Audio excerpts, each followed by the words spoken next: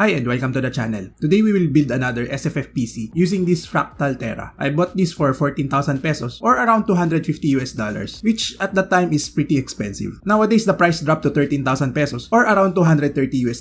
Still expensive. Anyway, the box contains a sketch design and a thank you note, a manual which was covered in a resealable bag, a support statement, and the case itself was padded by cardboard instead of styrofoams, going quote-unquote environment friendly. The case is covered by an anti-dust bag and the sides are secured by two plastic films, likely so that the flap will not open easily. At this point, my comment was the finishing looks nice, the front looks cool, it has a wooden bottom panel which has the switch, the USB-A, and USB-C. The back has a cutout for the GPU, power extension cord, and for the motherboard. As you can see, there is a gap to adjust the spine. So the first step to build in this thing is to remove the side panel, which is a flap. There is a latch at the hinge, which you can push inwards to release the side panel. It has an included proprietary riser, and the front panel cables such as USB-C, USB 3, and the power switch. There are no power LEDs. The accessory box is at the bottom of the case. As for the accessories, there are screws which I don't know the use case, PSU screws, standoffs for PSU spacer, screws for the motherboard and SSDs, fan screws even though fan is not included, 2.5-inch SSD tray, Velcro zip ties, cleaning cloth, and zip ties. Moving on with the build, it is also suggested to remove the top panel which you have to pull backwards. Next is to remove the so-called transport locks. There are 4 of those, 2 at the top and 2 at the bottom. Once removed, now is the best time to adjust the movable spine since you have released its lock. For this build, I will position it at number 6. This is because I have a 140mm wide card at 57mm height, which also means that my CPU cooler limit is at 53mm. Once the spine is positioned, now is the best time to install a 2.5-inch drive. Since I'm not using one, I'll be skipping it. After that, remove the GPU bracket which is secured by 2 screws at the bottom and a screw at the back. With that, set aside the case for now and pre-assemble the motherboard. As for the motherboard, I'll be using the usual B550i Aorus Pro AX. Pre-installed processor is the Ryzen 7 5800X. RAM is a Kingston Fury non-RGB 32GB 3200MHz CL16 RAM. The pre-installed cooler is the Thermalright EXP90-X53, which is just right based on spine number 6. And before I install the motherboard, I plug the 8-pin CPU power connector as it is hard to reach after motherboard installation. As for the screws, they expected to use 4 of these. It is a flatter head, at least based on the illustration. Now it's time to plug the front headers, which is the USB 3 and power switch. Next is to tackle the power supply. First is to release the power extension cable from the Velcro strap, remove the PSU bracket. As for the PSU, I use the FSP Dagger Pro 850W SFX power supply. To install this, use the PSU screw provided and screw the PSU to the PSU bracket. Plug the power cables to the PSU, 2 for PCIe, the 24-pin, and the CPU 8-pin. Screw the PSU bracket to the spine, plug the power connector, and turn on the PSU. At this point, I push the PCIe power connector to the other side of the case in preparation for the GPU. However, that might not be necessary. Plug the 24-pin power connector to the motherboard. If you want to install a fan, now is the best time to do so. However, I tried to clean up the cable mess and gave up midway. Now it's time to tackle the GPU. As for the GPU, I'll be using the usual ASUS ROG Strix RTX 3070. Anyway, just insert the graphics card to the riser, screw the GPU baffle to the GPU bracket, and I struggled a bit on its installation as I can't fit it. Initially, I thought that it was the power extension cord, but it was actually the Velcro strap, so I removed it. And without the Velcro strap, it was an easier fit. Tuck the riser and screw the GPU bracket to the spine. As for the PCIe power connectors, I rerouted it to the motherboard side. This way, I can tuck the excess cables in between the PSU and motherboard. Finally, plug the riser to the motherboard. At this point, the build is done. What's left is to just close the top and side panels. And it's time to test this. As for testing, I tested it in 4 configurations. RTX 3070 paired with Thermalright EXP90-X53 in both closed and open top panels. I also tested it with RTX 3060 paired with Thermalright EXP120-X67 with a thick Noctua fan. As for the CPU temps while benchmarking Cinebench R23 for 30 minutes, all config had a 90°C average, and this is expected for low-profile air coolers. Looking at the fan speed of RTX 3060, there are times that the fan would spin due to ambient temps in the case getting hotter. Also, at the last part of the test when the top panel is closed, the temp within the case is really hot and thus the GPU fan did not stop. If you open the top panel, this would give more time for the case to heat up and also easier for the GPU. For a beefier RTX 3070 GPU, it only spun up once, and with an open top panel, it took even more time before the fan started. Anyway, as for the temps while benchmarking FF15 with RTX 3070 in 4K for 30 minutes, the CPU temps averaged at 78.2°C with a max temp of 86.6°C. In an open top panel, the CPU temps averaged at 74.7°C with a max temp of 85.5°C. This is around 8°C hotter than in an open test bench of the same spec setup. setup. As compared with S400, well, this isn't really that comparable as I used a different cooler. But this shows how the S400 can perform a lot better with the same CPU and GPU as compared to the similar sized Terra. As for the GPU temps, it averaged at 70.06 degrees Celsius with a max temp of 72 degrees Celsius. In an open top panel, the GPU temps averaged at 69.11 degrees Celsius with a max temp of 74.9 degrees Celsius. As compared with other cases, the GPU performed relatively well and as expected. The GPU hotspot temps and fan speed were nothing worth noting as it performed normally. As for the temps while benchmarking FF15 with RTX 3070 in 1080p for 30 minutes, this is a new benchmark by the way that I've added recently which would somehow simulate a CPU limited scenario, and I think this would be a good representation for competitive games. Anyway, in the closed top panel config, the CPU temps averaged at 85.89 degrees Celsius with a max temp of 90.1 degrees Celsius. In the open top panel config, the CPU temps averaged at 82.48 degrees Celsius with a max temp of 89.9 degrees Celsius. This is around 8 degrees Celsius hotter than in an open test bench of the same spec setup. As for the GPU temps, in a closed top panel config, it averaged at 67.51 degrees Celsius with a max temp of 69.8 degrees Celsius. While in an open top panel config, the GPU temps averaged at 67.17 degrees Celsius with a max temp of 68.3 degrees Celsius. As for the temps while benchmarking FF15 with RTX 3060 in 1440p for 30 minutes, the CPU temps averaged at 68.88 degrees Celsius with a max temp of 78.5 degrees Celsius. In an open top panel, the CPU temps averaged at 67.73 degrees Celsius with a max temp of 78 degrees Celsius. As compared with S400 and Metalfish G5 Plus, well again this isn't really that comparable as I used a different cooler. But this shows how the Terra can perform on par with the others having the same CPU and GPU. As for the GPU temps, it averaged at 70.82 degrees Celsius with a max temp of 72.1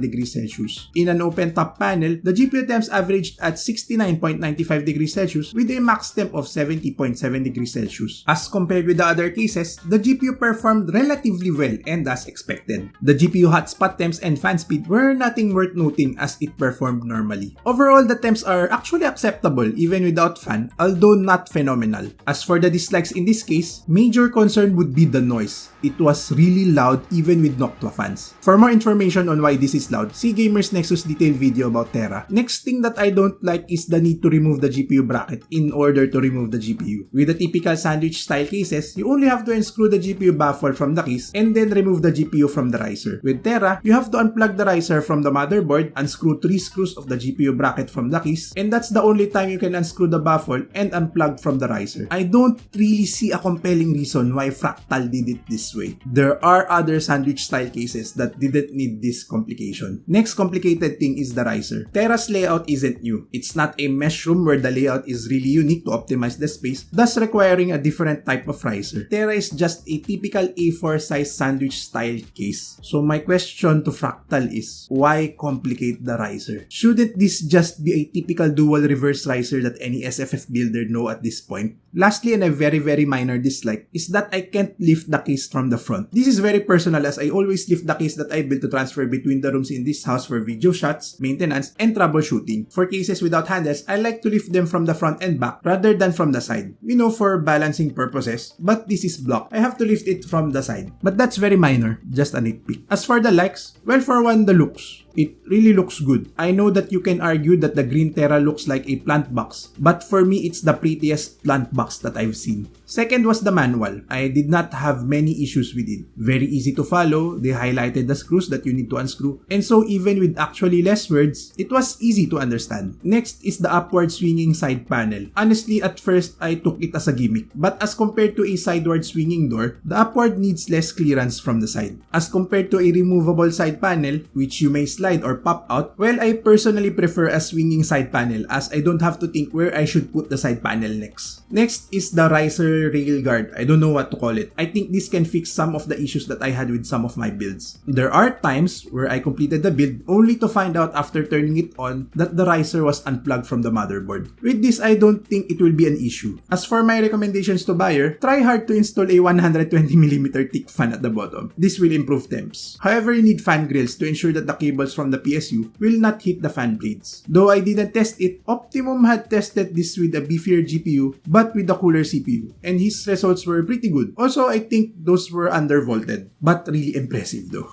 As for overall recommendations, in compatibility and performance standpoint, and with the same amount of budget, I'd say go with the Mushroom S. In this standpoint, Fractal doesn't really stand a chance. For the size and form factor, I'd recommend the S400 instead. For one, S400 is arguably easier to cool due to its top fan mounts. Second is that it is less hassle to build on, especially with GPU installation. Third is that it has longer GPU compatibility. Fourth is that it has a handle, easy to carry. Lastly, S400 is cheaper by 5,000 pesos or around $100, meaning you can upgrade your budget from RX 6600 to RX 7600 or RTX 4060, which would give you actual FPS. However, the only reason that I'd say you'd buy this is for the looks, as it looks sleek and unique. And that's pretty much it. For 14,000 pesos, not really for performance, not really for the form factor, not really for compatibility, but just the looks. Which, to be fair, it doesn't have a price. Anyway, that's it for this video. Do let me know in the comments below on what you think of this case. Thanks for watching. Do like or dislike and subscribe for more unboxing, SFF builds, and benchmarks. Bye!